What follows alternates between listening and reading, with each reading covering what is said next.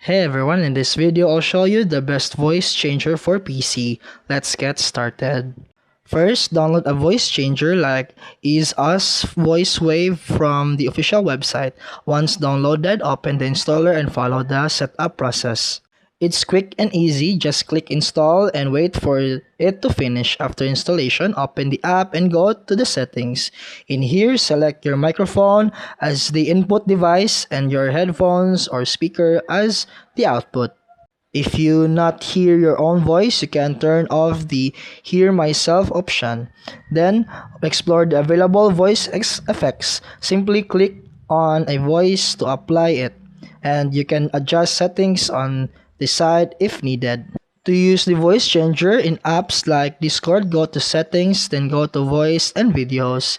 Change your input device to the voice changer microphone. Also, set noise suppression to standard or off for better result. Now open You Speak, then your voice will be changed in real time. And that's it for today's video. If you found this helpful, please like and subscribe for more videos. See you in the next one.